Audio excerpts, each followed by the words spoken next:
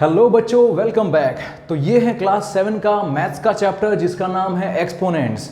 कई सारे बुक्स में एक्सपोनेंट्स लिखा होगा, पावर लिखा होगा, एक्सपोनेंट्स एंड इंडाइसिस लिखा होगा। तो हम इस वीडियो में इन कॉन्सेप्ट्स को डिटेल में स्टडी करेंगे, एक एक करके सारे कॉन्सेप्ट को स्टडी करेंगे और ये आपको सबसे आसान चैप्टर लगेगा। तो चलिए स्टार्ट करते हैं। देखिए बच्चों, अगर आप कोई नंबर लेते हैं, जैसे नंबर है 5, ठीक है। अब अगर इसी नंबर को आपने 3 बार उससे मल्टीप्लाई किया तो, ठीक है, ये 5 है, इस 5 को आपने 3 बार उससे मल्टीप्लाई किया, ओके, तो इसको आप ऐसे भी लिख सकते हो 5 और ऊपर 3, ठीक है। तो ये कौन सा फॉर्म होगा? इसे जो बोलते हैं बेटा, यहाँ पे जो 3 है ना, ये 3, इसको बोलते हैं एक्सपोनेंट। यस, ये जो ऊपर 3 है इसको हम लोग बोलते हैं एक्सपोनेंट, या तो हम लोग बोलते हैं इंडेक्स या तो फिर पावर, ओके। और ये जो नीचे 5 है, 5 को बोलते हैं बेस। क्या बोलते हैं बेटा? बेस। और किसी भी नंबर को इस फॉर्म में रिप्रेजेंट करना, किसी भी नंबर को हम लोग इस तरह से अगर लिखें तो उसको बोलते हैं एक्सपोनेंशियल फॉर्म। क्या बोलते हैं बेटा? एक्सपोनेंशियल फॉर्म, या फिर पावर फॉर्म, या फिर नोटेशन फॉर्म। तो देखा हमने अभी क्या पढ़ा कि यहाँ पे 5 के ऊपर ये 3 लिखा है, तो ये 3 क्या है? उसका एक्सपोनेंट कहलाता है, या इंडेक्स कहलाएगा, या पावर कहलाएगा। और जो 5 है वो नीचे है ना, तो 5 क्या है? उसका बेस है। 5 के ऊपर 3 लगा हुआ है ना, इसलिए 5 क्या है? बेस है। और इसको इस तरह से हम लोग लिखते हैं और क्या बोलते हैं? Exponential form. अब बच्चों आपको बताना होगा कि भाई कौन सा एक्सपोनेंट है और कौन है बेस। चलिए, अगर यहाँ पे लिखा है 7⁹9, ठीक है, 7⁹9, तो इसमें एक्सपोनेंट कौन है? इसमें एक्सपोनेंट है 9, ठीक है, ये है एक्सपोनेंट 9। और बेस कौन है? बेस है 7, ओके। तो एक्सपोनेंट 9 और बेस 7। एक और क्वेश्चन देखते हैं बेटा। अगर मैंने 15 और उसके ऊपर पावर लिखी है 3, ठीक है, तो यहाँ पे आपका बेस क्या है? बेस है 15 और पावर क्या है? पावर लिखो या एक्सपोनेंट लिखो, सबका मतलब एक ही है।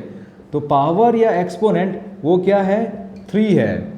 तो इस तरह से आप आइडेंटिफाई कर सकते हो कि भाई कौन एक्सपोनेंट है और कौन बेस है, ठीक है। इसको रीड कैसे करते हैं? देखो, जैसे यहां पे लिखा है 7⁹9, क्या लिखेंगे बेटा? इसको रीड कैसे करेंगे? 7⁹9, 7⁹9, ठीक है। वैसे ही यहां पे 15⁻3, आप 15⁻3 बोलो या फिर 15 क्यूब बोलो तो भी चलेगा, ठीक है, 15 क्यूब। ऑलराइट, तो अब इसके बाद हम लोग नेक्स्ट टॉपिक करेंगे।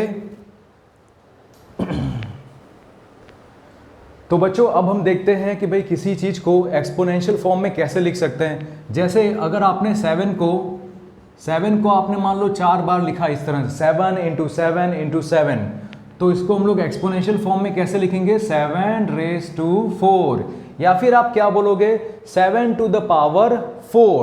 ऑलराइट, वैसे ही अगर 15 है, 15 को आपने 3 बार खुद से मल्टीप्लाई किया तो आप कैसे लिखोगे बेटा? 15⁻3। ऑलराइट, आई थिंक ये टॉपिक आपको समझ में आ गया होगा। अब हम लोग देखेंगे ऐसे क्वेश्चन जिसमें इवेल्युएट करना हो। क्या करना हो? इवेल्युएट। तो इवेल्युएट करने में क्या करना होता है? पूरा का पूरा आपको सॉल्व करना होगा बच्चों इसमें। तो ध्यान देना, इवेल्युएट में क्या होता है? पूरा आपको सॉल्व करना होता है। तो वो अगर सॉल्व करना आ गया तो इजी पड़ेगा आपको।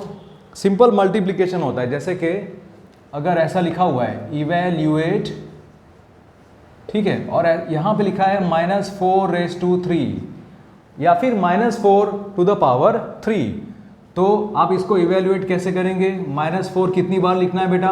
-4 आपको 3 बार लिखना है, राइट। इस तरह से मल्टीप्लाई होगा, -4 3 बार, ओके। 4 × 16, 16 × 64, तो ये हो गया 64, ठीक है। अब आप सोचोगे 64 तो ठीक है, बट यहाँ पे जो माइनस की साइन है यहाँ पे माइनस की साइन आएगी या नहीं आएगी। अब देखो ध्यान देना बेटा, जो अभी बताने जा रहा हूँ उसको बहुत ही ध्यान से सुनना। अगर नेगेटिव नंबर, अगर कोई भी negative number odd number of times है, ये कितनी बार आया, 3 बार आया, और 3 एक ऑड नंबर है, 3 एक ऑड नंबर है ना, तो यहां पे जो आंसर आएगा वो नेगेटिव ही होगा। ठीक है, अगर नेगेटिव नंबर 3 बार आया या फिर 3 बार आया, मतलब ऑड नंबर ऑफ टाइम्स अगर आता है तो आपका आंसर भी नेगेटिव होगा। इसके बारे में आगे डिटेल में देखेंगे। सो आपने देख लिया किस तरह से इवेल्युएट करते हैं। एक और एग्जांपल देखते हैं कैसे इवेल्युएट इसमें करना है। ओके, एक और एग्जांपल, जैसे यहाँ पे लिखा हुआ है -2/9 होल रेज टू 3। ठीक है, होल रेज टू 3 है, मतलब -2/9 जो है उसको आप 3 बार मल्टीप्लाई कर रहे हो खुद से, -2/9, -2/9 और -2/9।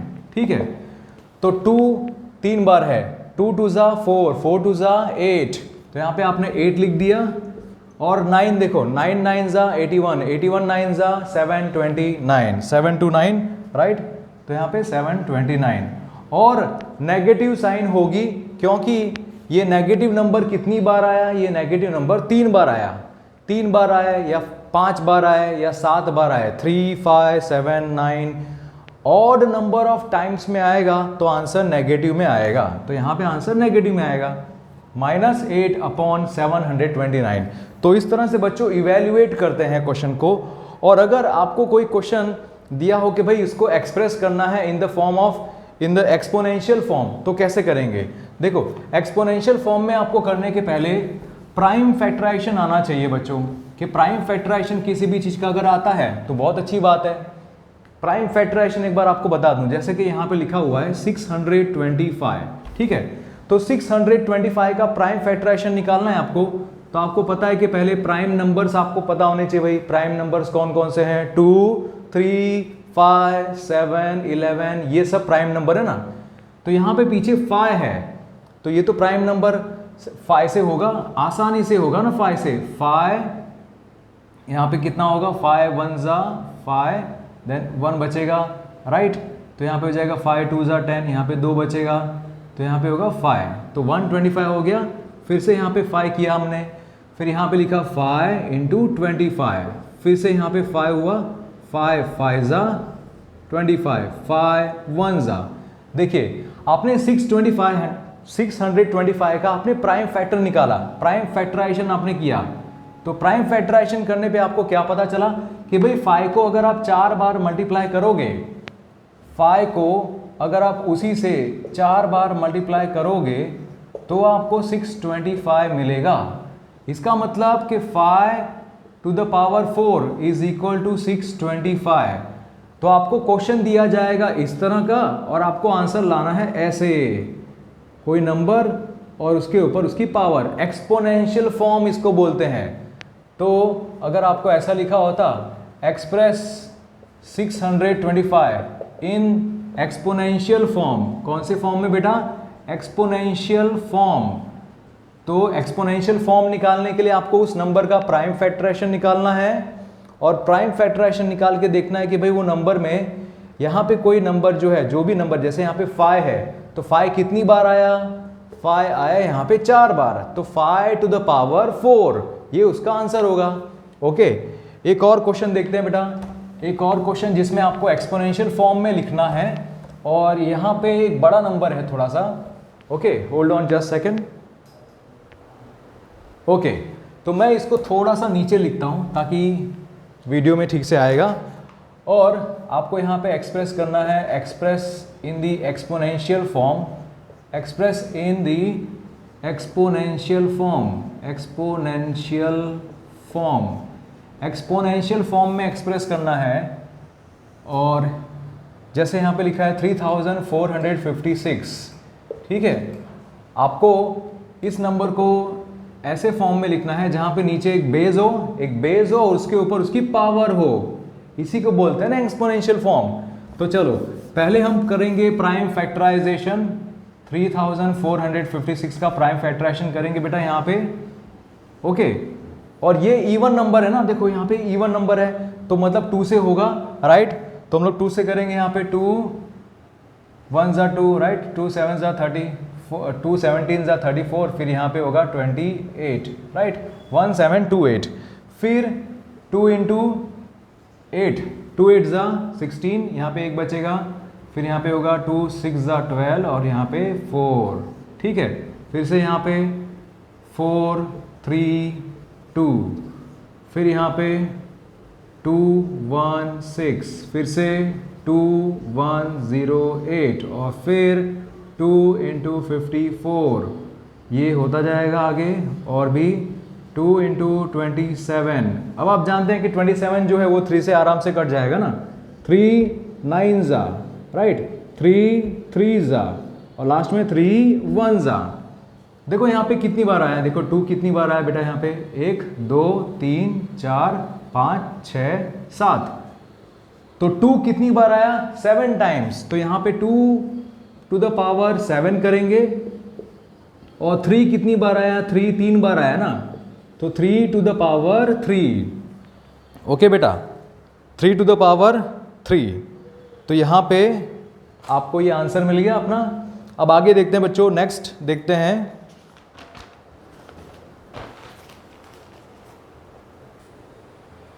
सो यहाँ पे टॉपिक क्या है, exponents of negative rational number. अगर नेगेटिव रैशनल नंबर है तो उसका एक्सपोनेंट कैसा होगा। जैसे कि अगर मान लो यहाँ पे है कोई भी नेगेटिव नंबर है, जैसे कि यहाँ पे है -2, ठीक है, और उसके ऊपर -2 के ऊपर मान लो 5 है, क्या है बेटा, 5, ओके।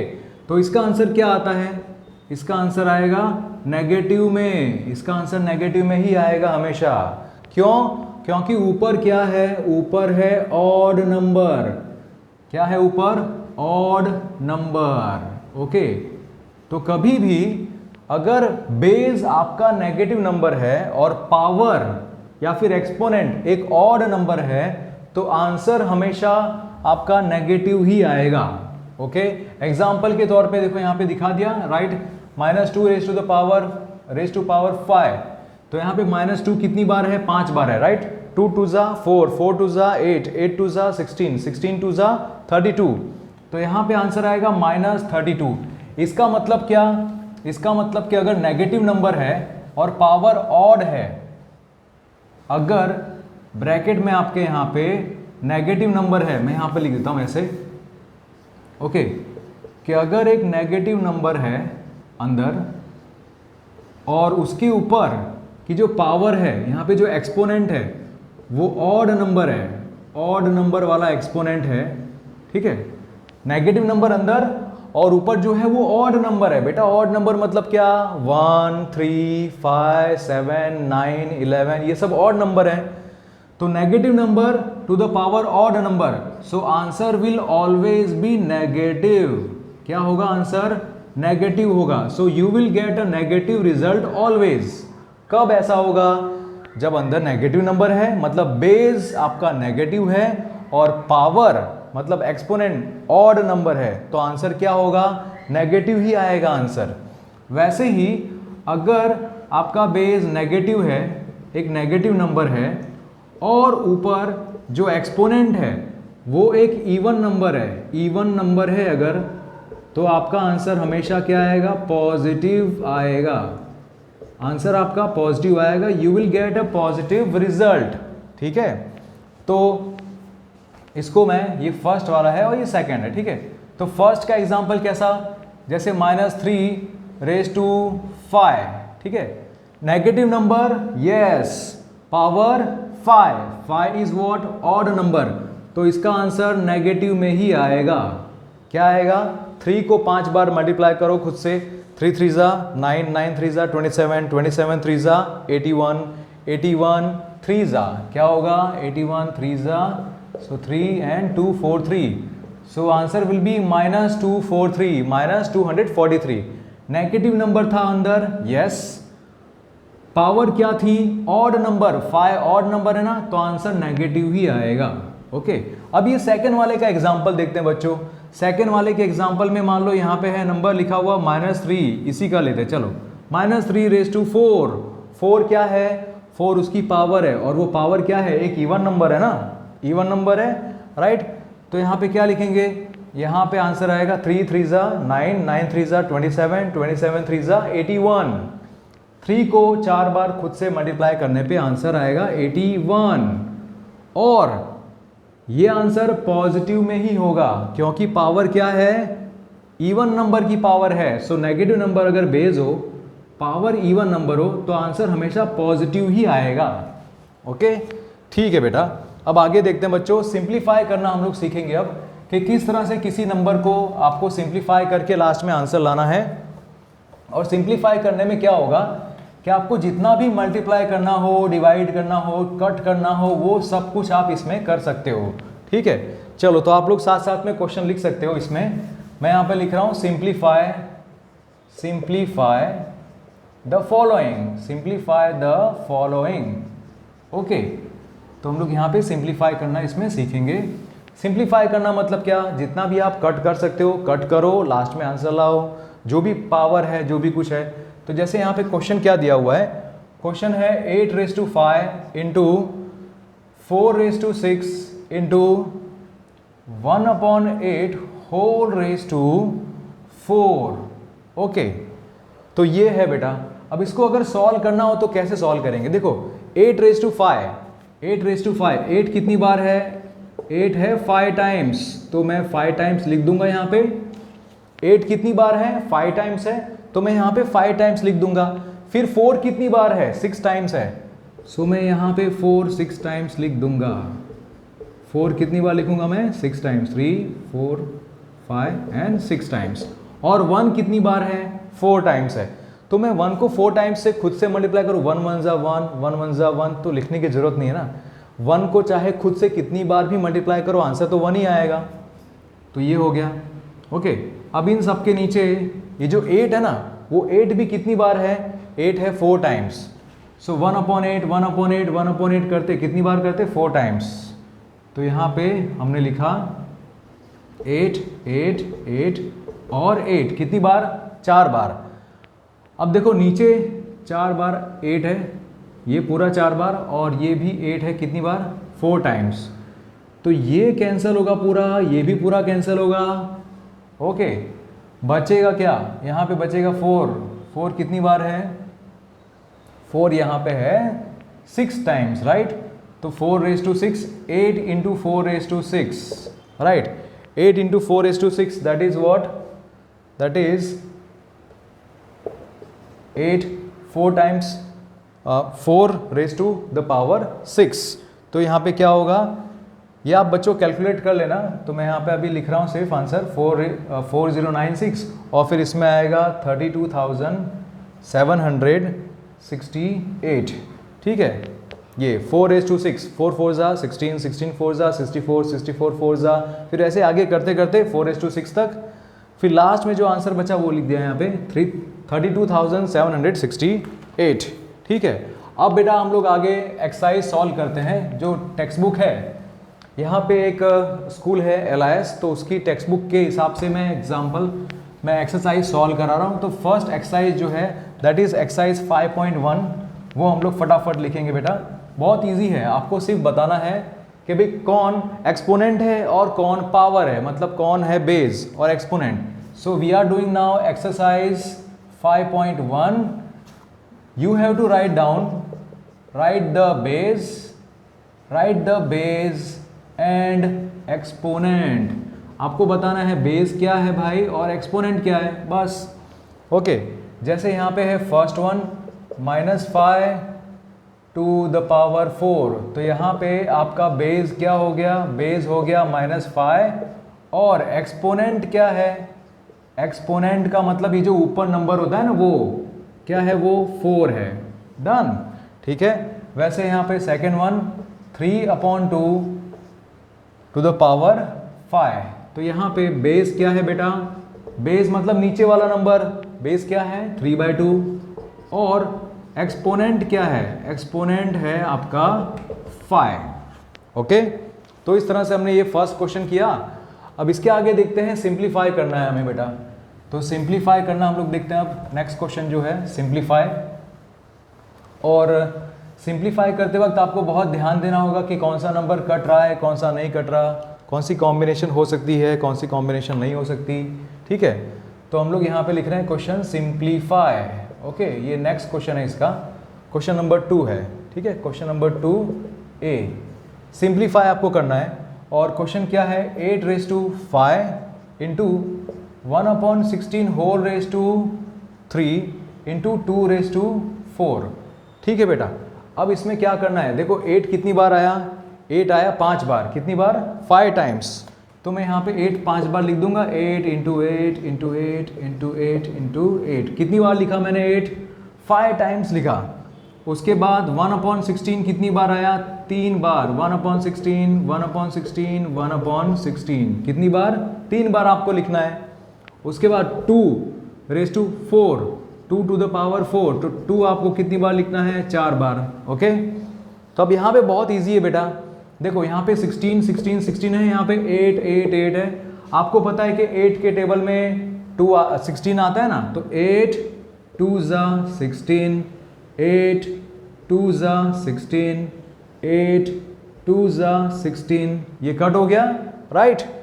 अब देखो यहाँ पे 2 2 2 और ये ऊपर भी 2 2 है ना, तो इन सबको कट कर सकते हैं ना बेटा। देखो ये 2 और ये 2 cut, this 2 and this 2 gone, और ये वाला 2, ये भी 2 गया। अब नीचे तो कुछ बचा नहीं, ऊपर बचा ना, सिर्फ ऊपर क्या बचा, ऊपर बचा ये दोनों नंबर, देखो 8 और 8 ये है, और क्या है 1 1 1, तो वो तो 1 ही रहेगा। यहाँ पे एक और 2 बच गया ना यहाँ पे इधर, तो ये 2 लिख दिया आपने। और फिर 8 8 ज़ा 64, 64 into 2 that is 128, this is the answer. तो इस तरह से बच्चों हम लोग सिंप्लीफाई कर सकते हैं। आगे इसमें नेक्स्ट क्वेश्चन देखते हैं, क्योंकि ये पूरी एक्सरसाइज मैं कवर करना चाहता हूँ जितना हो सके उतना, ताकि बच्चों को अच्छे से समझ में आए। एक एक एग्जाम्पल वो देख के समझें और खुद आप लोग ट्राई करना, ठीक है। ओके, अब नेक्स्ट हम लोग देखते हैं इसमें -9/8 whole raise to 5, -9/8 raise to the power 5, फिर 4 रेज टू 7। ठीक है, अब इसको कैसे सॉल्व करेंगे, तो आपको पता है कि -9/8 कितनी बार आया, 5 टाइम्स आया। तो -9/8 -9/8 हाउ मेनी टाइम्स, 5 टाइम्स। तो ये इस तरह से लिख दिया बेटा, 5 टाइम्स, ये तो 4 बार हुआ अभी, एक 5वीं बार। और 4 कितनी बार आया, 4 इज 7 टाइम्स, 3 4 5 6 और ये 7। ठीक है, अब आपको बहुत इजी वाला जो है स्टेप वो देखना है। 4 2 ज़ा 8, 4 2 ज़ा 8, 4 2 ज़ा 8, देन 4 2 ज़ा 8, कट होगा ना ये सब, 4 2 ज़ा 8। अब आपको बच्चों दिख रहा है, देखो यहाँ पे, इधर यहाँ पे 4 है, यहाँ पे भी, यहाँ पे देखो 2 है। ठीक है, तो आप देखो यहाँ पे 2 2 ज़ा 4, राइट, 2 2 ज़ा 4, कट हो गया। ऊपर यहाँ पे देखो 2 और 2 है ना, 2 है, तो यहाँ पे ये वाला 2 और ये 2 भी कट हो गया, ये 2 और यहाँ पे भी ये भी कट हो गया।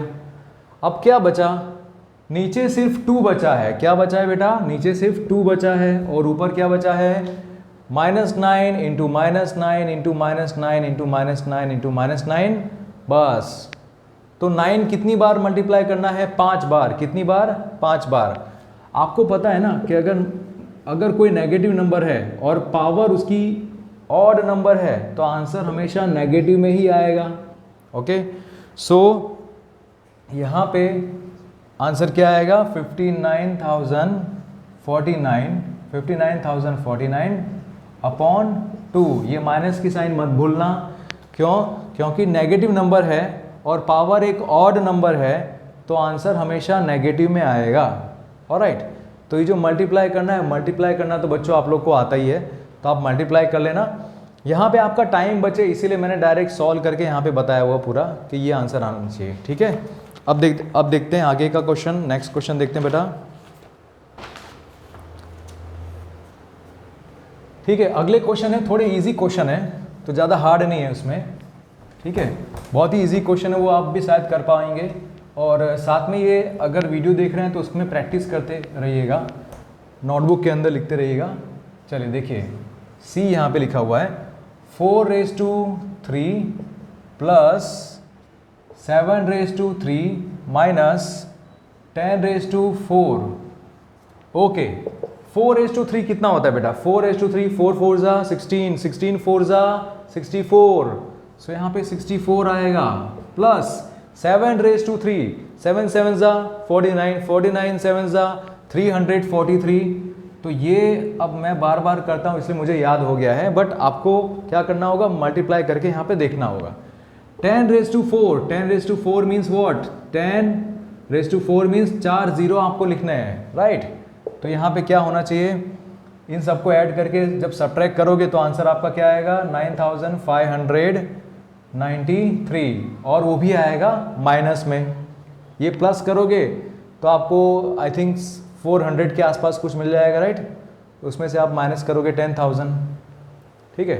तो आंसर आपका नेगेटिव में आएगा, -9593। चलिए अब देखते हैं आगे। अभी हमें एक्सपोनेंशियल फॉर्म में एक्सप्रेस करना है, ठीक है? क्वेश्चन है right the following in exponential form. Which form? Exponential form. चलो, तो एक्सपोनेंशियल फॉर्म में बच्चों, एक्सपोनेंशियल फॉर्म में करने के लिए आपको पहले प्राइम फैक्टराइजेशन करना होता है। जैसे मैं यहाँ पे लिखता हूँ express in exponential form. Which form? Exponential form में आपको एक्सप्रेस करना है।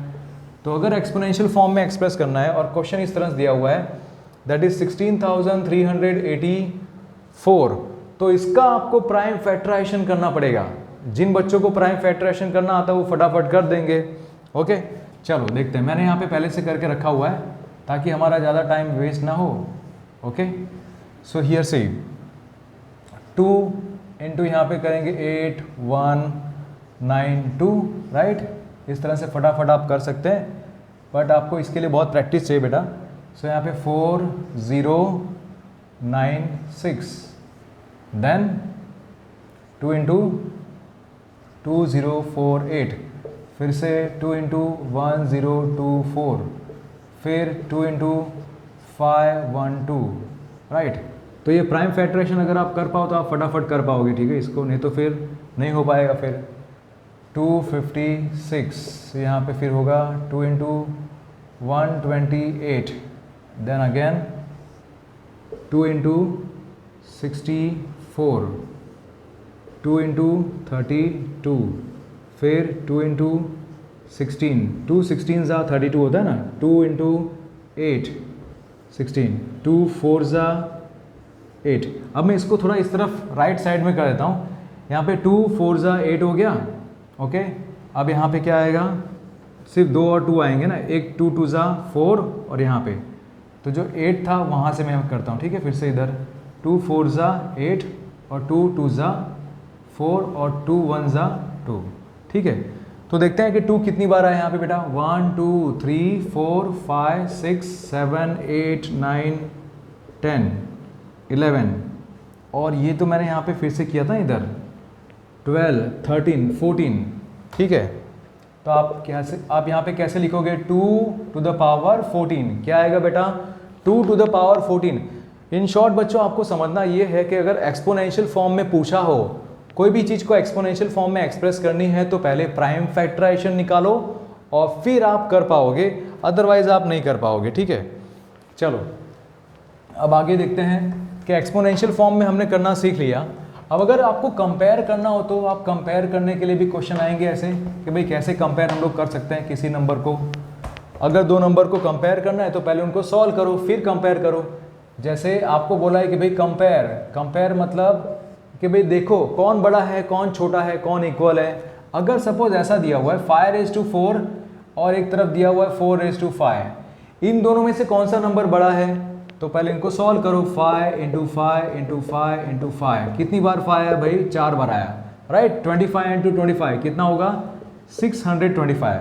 जबकि यहाँ पे क्या होगा? यहाँ पे आपको 4 कितनी बार लिखना है? 5 बार। 4 है 5 टाइम्स, सो 4 4 जा 16, 16 4 जा 64, 64 × 16, सो 64 × 16 इज व्हाट? 64 × 16 यहाँ पे होगा 1024, ठीक है?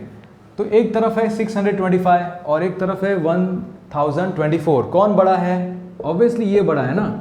तो उसके हिसाब से कौन बड़ा होगा, this is greater, 4 to the power 5 is greater than 5 to the power 4। Okay, तो इस तरह के हमने क्वेश्चन देख लिए। अब हम लोग नेक्स्ट टाइप के क्वेश्चन देखेंगे जिसमें आपको सॉल्व करना होगा, मतलब आपको बिना सॉल्व किए बताना होगा कि उसका जो आंसर आएगा ना वो एक नेगेटिव नंबर होगा या एक पॉजिटिव नंबर होगा, वो आपको बताना होगा बेटा, ठीक है। तो ये हमने पहले डिस्कस किया था क्या,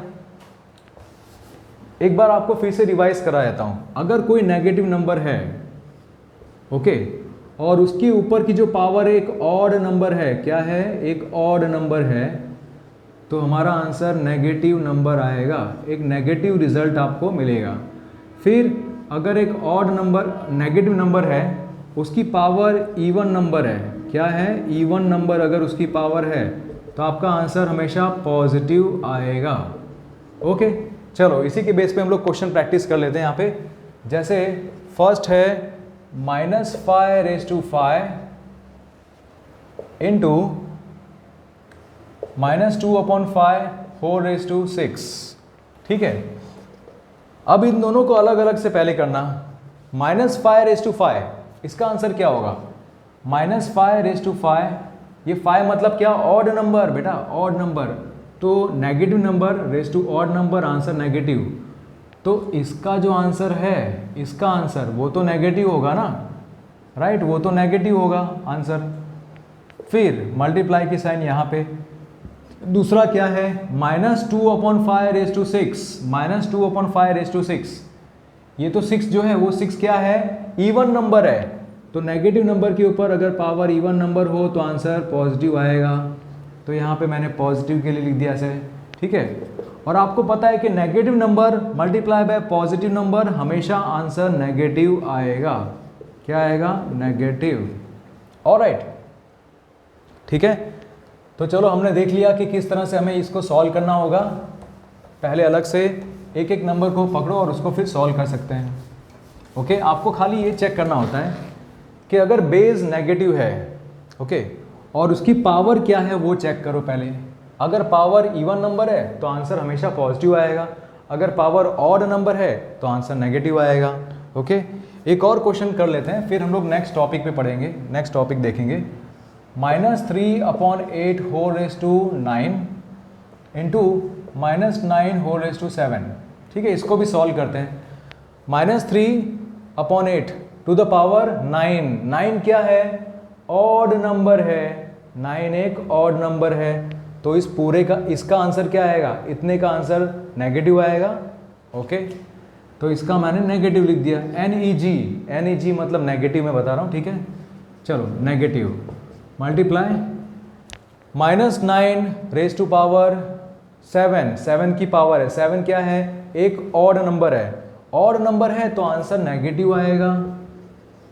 ओके, और आपको पता है बेटा कि negative into negative answer is positive, so last में आंसर क्या आएगा, एक पॉजिटिव रिजल्ट आएगा। ओके, ठीक है। तो आई होप आपको ये समझ में आ रहा है बच्चों। अब हम लोग इसके बाद का नेक्स्ट टॉपिक देखेंगे जो कि बहुत ही इंपॉर्टेंट है, लॉज ऑफ एक्सपोनेंट्स देखते हैं, ठीक है। तो बच्चों अब डिस्कस करते हैं कुछ लॉज। इस चैप्टर के अगर सारे लॉज को अगर आप अच्छे समझ जाएंगे तो आप कोई भी क्वेश्चन को अच्छे से सॉल्व कर पाएंगे। तो देखिए फर्स्ट लॉ क्या है, यहाँ पे मैं लिखता हूँ, ये मैंने अपने रेफरेंस के लिए लिखा है ताकि मैं यहाँ से देख के आप फटाफट आपको बता सकूँ। फर्स्ट लॉ क्या है, अगर कोई नंबर है उसकी पावर है m, ठीक है, दूसरा एक नंबर है सेम बेस है और पावर है n, तो आप क्या करेंगे, आप बेस वही लिखेंगे और पावर को आप प्लस कर देंगे। क्या करेंगे बेटा, पावर को प्लस करेंगे, सेम बेस तो पावर को क्या करेंगे, दोनों को प्लस कर देंगे। एग्जाम्पल इसका दिखाते हैं हम लोग। एग्जाम्पल जैसे यहाँ पे लिख लीजिए, एग्जाम्पल जैसे कि यहाँ पे 5/3, ये एक नंबर है, उसमें पावर है 4, ठीक है, और फिर से वही नंबर है 5/3 और पावर है सपोज 5। ओके, तो बेस सेम है, पावर अलग अलग है, तो आप इसको कैसे लिखेंगे, आप लिखेंगे बेस, जो आपका बेस है वो, और पावर को दोनों को प्लस कर दो, 4 और 5, 4 और 5 प्लस करेंगे, आपको पता है क्या होगा, 4 और 5 प्लस करने पे 9 होगा। तो इस तरह से आप कर देंगे। ओके, फिर अब देखते हैं सेकेंड लॉ। सेकेंड लॉ में बच्चों क्या है, अगर डिवाइड हो रहा है तो क्या होगा, ठीक है। जैसे यहाँ पे एक बेस है और ऊपर पावर है, डिवाइड बाय सेम बेस और कोई पावर डिफरेंट, तो हम लोग क्या करते हैं, हम लोग बेस लिखते हैं और पावर को हम लोग सब्ट्रैक्ट करते हैं, ऊपर वाली पावर माइनस नीचे वाली पावर, राइट, ऊपर वाली पावर माइनस नीचे वाली पावर। कब, जब बेस सेम होगा और पावर इस तरह से होंगी, बीच में डिवाइड हो रहा होगा।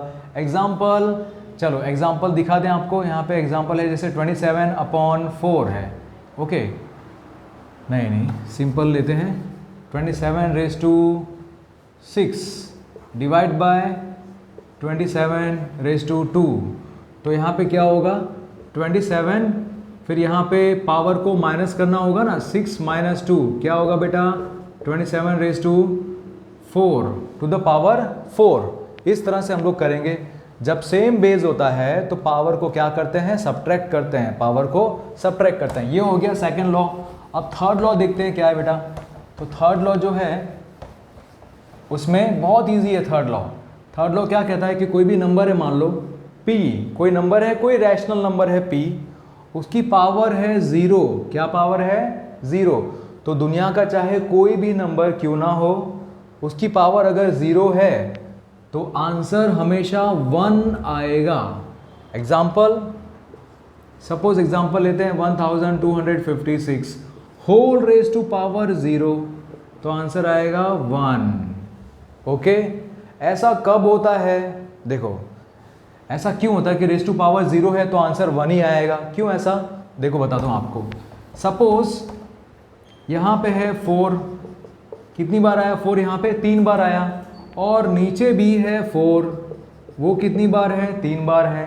तो हम लोग इसको कैसे लिखेंगे, ये ऊपर 4 कितनी बार आया, 3 बार आया ना, तो हमने लिखा 4⁻3, 4 टू द पावर 3। नीचे 4 कितनी बार है, 3 बार, तो हमने लिखा यहाँ पे 4⁻3। ठीक है, इसको सॉल्व करते हैं।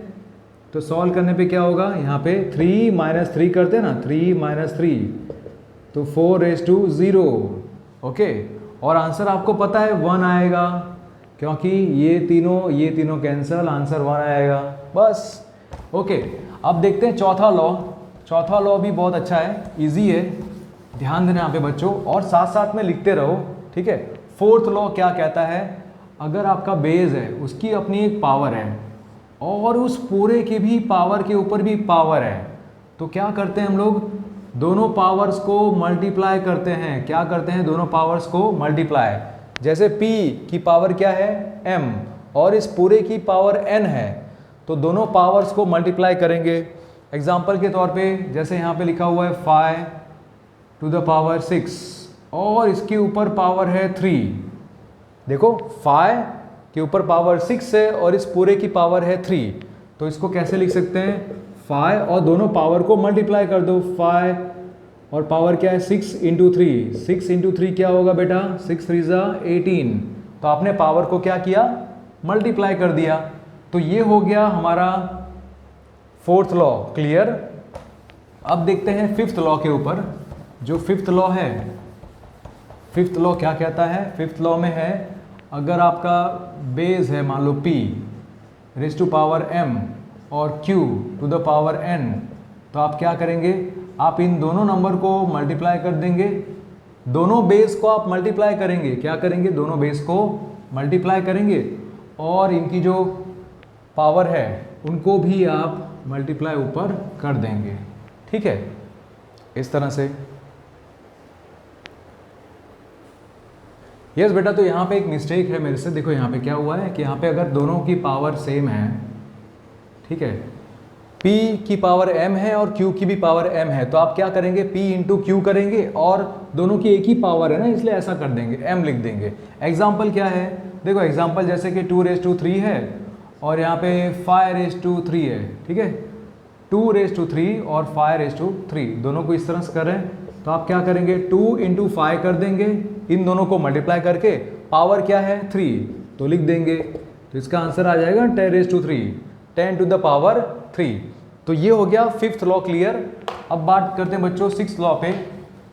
तो 6th लॉ में भी ऐसा ही कुछ है। देखो, अगर p⁻m है यहाँ पे और यहाँ पे है डिवाइडेड बाय q⁻m, ठीक है, दोनों में डिवीजन हो रहा है, p⁻m डिवाइड बाय q⁻m। तो आप ऐसा लिख सकते हैं बेटा कि p/q to the power m। Example के तौर पे जैसे यहाँ पे लिखा है 2⁻7 डिवाइड बाय 5⁻7, तो क्या होगा 2⁻7 डिवाइड बाय 5⁻7, तो यहाँ पे 2/5⁻7, दोनों की पावर सेम है ना, 2 की भी पावर 7 है और 5 की भी पावर 7 है, तो इस तरह से लिख सकते हैं। ओके, अब बात करते हैं लास्ट में रेसिप्रोकल। बच्चों रेसिप्रोकल के बारे में आपने सुना तो है पहले से, राइट, कि रेसिप्रोकल क्या होता है। जैसे अगर 2 लिखा मैंने, ठीक है, तो 2 का रेसिप्रोकल क्या होगा, 2 का रेसिप्रोकल आपको पता है क्या होता है 1/2। 2 का रेसिप्रोकल क्या होगा 1/2। रेसिप्रोकल का मतलब क्या है, ये नंबर है, 2 का रेसिप्रोकल एक ऐसा नंबर होगा जिसको उससे मल्टीप्लाई करने पे आंसर हमेशा 1 आएगा। क्या आएगा आंसर 1 आएगा। एक नंबर को उसके रेसिप्रोकल से मल्टीप्लाई करोगे तो आंसर हमेशा 1 आएगा। ओके, तो वैसे ही जैसे अगर यहाँ पे 3/5 है तो 3/5 का रेसिप्रोकल क्या होगा 5/3। इसको अलग तरीके से भी कुछ लिख सकते हैं ना। देखो 3/5 है तो 3/5 का रेसिप्रोकल आप ऐसे भी लिख सकते हो कि 3/5 टू द पावर -1। क्या लिखेंगे -1। तो आप ऐसे भी लिखो तो भी चलेगा और आप ऐसे लिख दो 5/3 तो भी चलेगा। वैसे ही 2, तो 2 का रेसिप्रोकल क्या होगा 2 टू द पावर -1, और इसको आप ऐसे भी लिख सकते हैं 1/2, ठीक है, तो भी चलेगा। फिर अगर आपने ऐसा लिखा यहाँ पे 2⁻3 था, है ना, 2 टू द पावर 3, तो यहाँ पे क्या होगा 2 टू द पावर -3, और -3 आप ऐसे लिख सकते हैं, और यहाँ पे 1/2⁻3, 2 to the power 3, raise to the power 3 या 2 टू द पावर 3 दोनों आप बोल सकते हैं। ओके, इस तरह से हम लोग लिख सकते हैं। देखो 2⁻3, 2 टू द पावर 3 का रेसिप्रोकल क्या होगा 2 टू द पावर -3, ऐसा लिखो, या फिर ऐसा कर दो, इसी को उल्टा कर दो, ये जो था इसको ऐसे उल्टा कर दो, ऐसे लिखो, ठीक है। तो ये हो गए रेसिप्रोकल के बारे में। तो सारे लॉज हमने बच्चों डिस्कस कर लिए। अब इस चैप्टर में एक लास्ट टॉपिक है जिसको मुझे डिस्कस करना है, उसको हम बोलते हैं साइंटिफिक नोटेशन, कि किसी भी नंबर को साइंटिफिक नोटेशन के फॉर्म में कैसे लिखना है वो हम डिस्कस कर लेंगे, और वही इस वीडियो का, इस चैप्टर का लास्ट टॉपिक होगा। ओके बच्चों, सो ये है साइंटिफिक नोटेशन, इस चैप्टर का लास्ट टॉपिक। क्या होता है scientific notation? A number in the form p × 10⁻n, इस तरह से किसी नंबर को लिखा जाता है ना, तो उसको बोलते हैं कि आपने उस नंबर को स्टैंडर्ड फॉर्म में लिखा है। ठीक है, क्या लिखा है आपने? स्टैंडर्ड फॉर्म में लिखा है। आगे हम लोग इसको एग्जांपल से और अच्छे समझेंगे। p क्या है इसमें? इसमें p जो है वो टर्मिनेटिंग डेसिमल है। टर्मिनेटिंग डेसिमल किसको बोलते हैं? जैसे यहाँ पे है 2.5, ठीक है, 2.537। अब इसके आगे और कुछ भी नहीं है, यहाँ पे खत्म हो चुका है, इसके आगे और कुछ भी नहीं है, तो ये खत्म हो गया टर्मिनेटिंग डेसिमल। ओके, और p की वैल्यू कहाँ से कहाँ तक होती है? 1 से लेकर 10 तक होती है। 10 तक तो नहीं होगी, 1 से लेकर 9 तक होगी। ठीक है, 9 पॉइंट जो भी होगा वैसा। और यहाँ पे n जो होगा, ये जो पावर होगी ना, वो पावर क्या होगी? इंटीजर फॉर्म में। इंटीजर मतलब वो पावर जो हो सकती है वो नेगेटिव भी हो सकती है और पॉजिटिव भी हो सकती है। एग्जाम्पल देखते हैं बेटा, जैसे यहाँ पे लिखा हुआ है 96000। ठीक है, क्या लिखा हुआ है? 96,000 लिखा हुआ है। अब इसको बोला गया है कि भाई इसको आप एक स्टैंडर्ड फॉर्म में लिखिए। स्टैंडर्ड फॉर्म में, तो स्टैंडर्ड फॉर्म में लिखने के लिए क्या होगा? देखो यहाँ पे स्टैंडर्ड फॉर्म में लिखने का मतलब ये होता है कि डेसिमल देखो यहाँ पे है पीछे। स्टैंडर्ड फॉर्म में लिखने का मतलब कि डेसिमल के आगे सिर्फ एक नंबर होना चाहिए और वो नंबर 0 नहीं होना चाहिए। ओके, ठीक है, तो यहाँ से मैंने डेसिमल मूव किया 1 2 3 और 4, तो कहाँ पे आके डेसिमल रुक गया? 9 और 6 के बीच में। कितने स्टेप? 4 स्टेप्स। कितने स्टेप बेटा? 4 स्टेप्स। 1 2 3 4, तो मैं लिखूंगा इंटू 10⁻⁴, क्योंकि ये डेसिमल इस तरफ से राइट साइड से लेफ्ट साइड आया, ओके, इसीलिए आप 10⁻⁴ लिखेंगे, पॉजिटिव 4, हाँ, राइट। ये एक और एग्जांपल देखते हैं जिसमें थोड़ा अलग हो। सपोज ये नंबर दिया हुआ है 0.00023, ऐसा दिया हुआ है, ठीक है, मान लो ऐसा दिया हुआ है, ठीक है।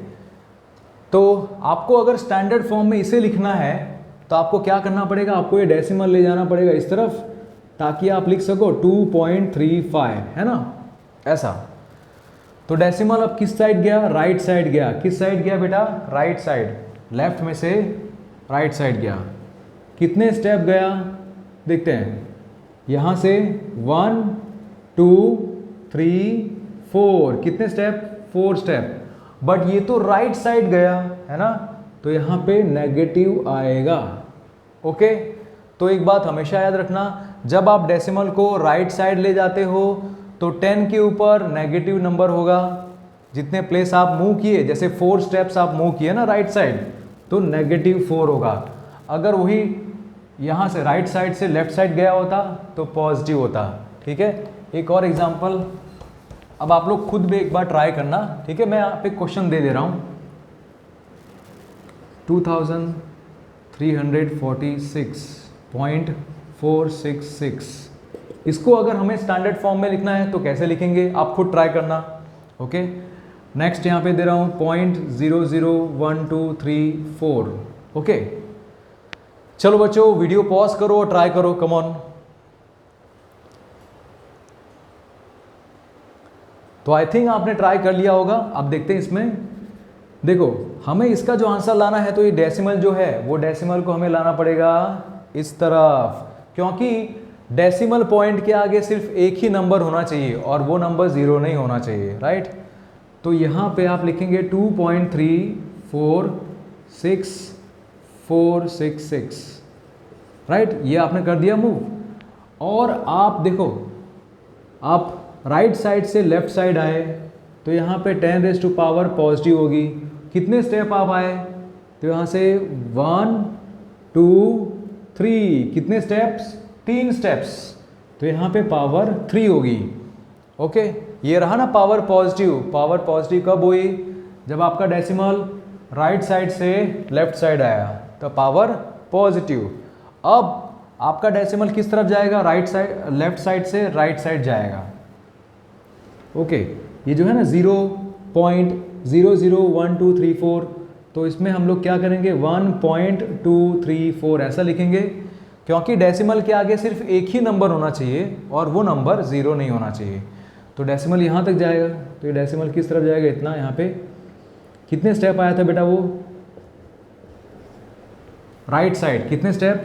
1 2 3, 3 स्टेप ना, 3 स्टेप राइट साइड, इसलिए नेगेटिव में आंसर आएगा, है ना। 1.234 इंटू 10⁻⁻³ तो बच्चों आई होप आप लोग को ये समझ में आ गया होगा कि किस तरह से इस चैप्टर के सारे कॉन्सेप्ट को समझना है। और ये अगर एक बार कॉन्सेप्ट आप लोग समझ गए तो आपको एक्सरसाइज सॉल्व करना आसान होगा। और होपफुली मैं सेम चैप्टर के एक्सरसाइज और ऐसे बहुत सारे क्वेश्चन करवाऊंगा जिसमें आपको प्रैक्टिस होगी। तो thank you so much for watching, god bless you all, और कमेंट करना मत भूलना। Bye bye.